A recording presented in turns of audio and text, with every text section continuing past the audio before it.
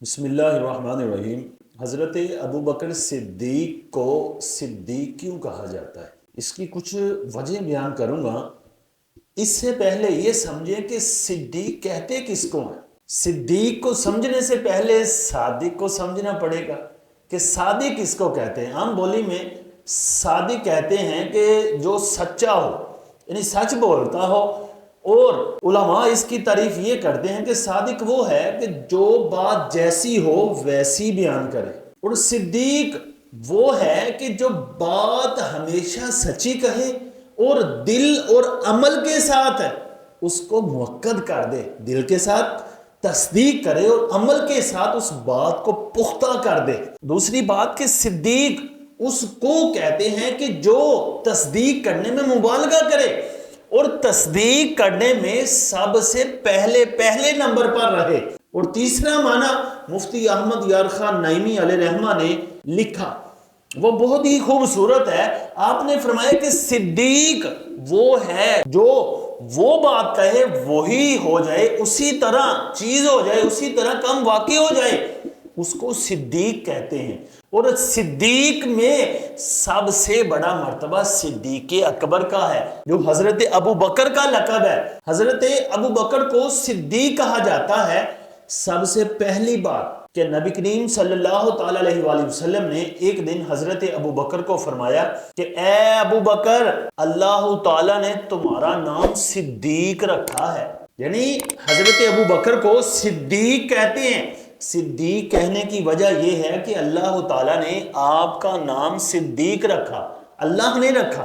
دوسری وجہ، اور یہ بہت مشہور ہے، حضرت سعید بن زید سے روایت ہے کہ جبل احد پہاڑ کے اوپر نبی علیہ السلام اور چند صحابی موجود تھے، اور پہاڑ نے ہلنا شروع کر دیا، پہاڑ خوشی سے ہل رہا تھا۔ تو نبی علیہ السلام نے فرمایا اے احد ٹھہر جا، تجھ پہ ایک نبی ہے، ایک صدیق ہے، دو شہید ہیں، اور اس میں صدیق حضرت ابو بکر کو کہا گیا۔ تیسری بات کہ حضرت ابو بکر کو صدیق کیوں کہا جاتا ہے؟ حضرت ابو ہریرہ سے روایت ہے کہ نبی کریم صلی اللہ تعالیٰ علیہ وآلہ وسلم نے معراج کی رات جبریل سے فرمایا کہ اے جبرائیل، میری قوم مجھ پر تہمت لگائے گی کہ ایک رات کے اندر حضور نے اتنا سفر طے کر لیا، لوگ مجھ پہ تہمت لگائیں گے، لوگ تصدیق نہیں کریں گے، لوگ نہیں مانیں گے۔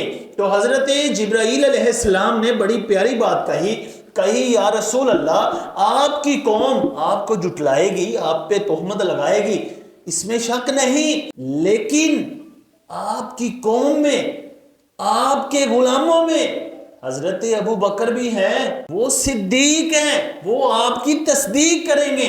یعنی جبرائیل علیہ السلام نے حضرت ابو بکر کو صدیق کہا۔ اس پہ ایک بڑی ہی خوبصورت بات ہے کہ حضرت علی رضی اللہ تعالیٰ عنہ ایک دن اپنے دوستوں کے ساتھ بیٹھے ہوئے تھے اور خوش طبی فرما رہے تھے، اور پھر حضرت علی رضی اللہ تعالیٰ عنہ سے کسی نے پوچھا کہ حضور اپنے یاروں کے بارے میں بتائیں کہ آپ کے دوست کون کون ہیں؟ تو انہوں نے فرمایا کہ نبی علیہ السلام کے تمام اصحاب میرے دوست ہیں۔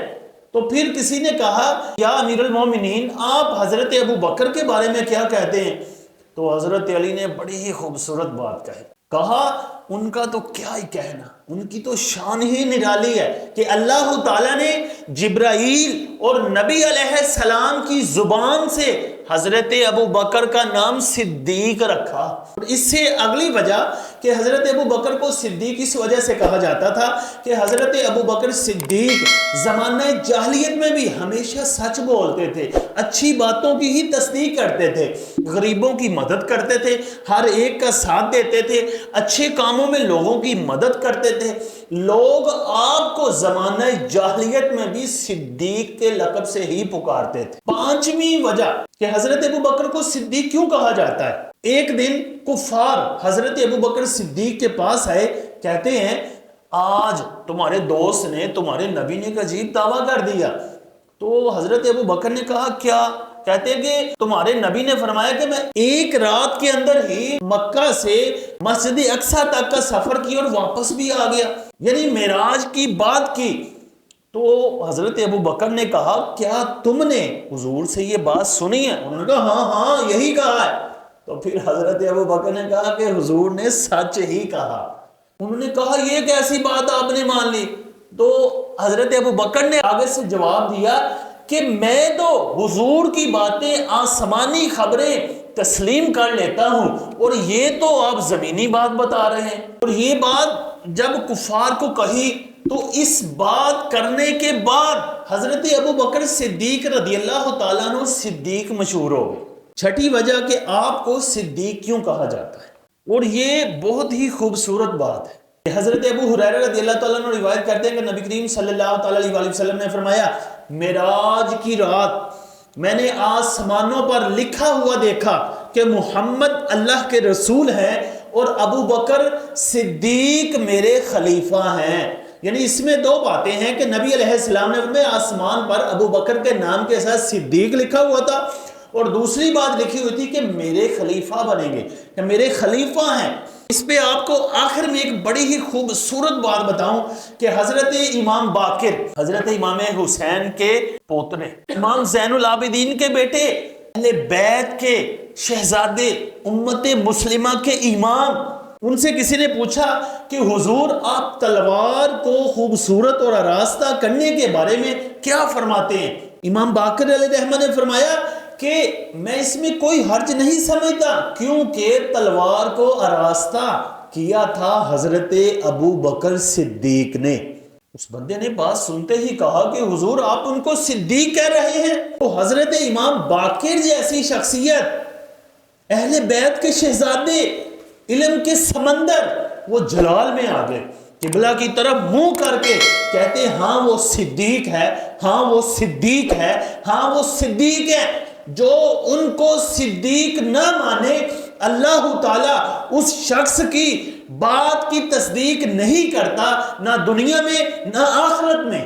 اب آپ نے یہ باتیں سماعت فرما لی کہ نبی علیہ السلام کے یہ صحابی اور عاشق صادق حضرت ابو بکر صدیق کو صدیق فرشتوں نے بھی کہا، نبی علیہ السلام نے بھی کہا، صحابہ نے بھی کہا، اہل بیت میں حضرت علی کا فرمان بھی میں نے آپ کو سنایا اور امام باقر کا بھی سنایا۔ اس پر بہت باتیں ہیں کہ حضرت ابو بکر صدیق کو تمام دنیا کے مسلمان صدیق ہی کہتے ہیں، حضرت ابو بکر صدیق رضی اللہ تعالیٰ عنہ کے لقب سے ہی یاد رکھتے ہیں۔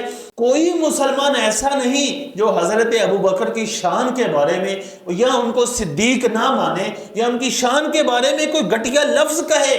کوئی گھٹیا شخص ہی ان کی شان گھٹا سکتا ہے، ورنہ ان کی شان کم نہیں۔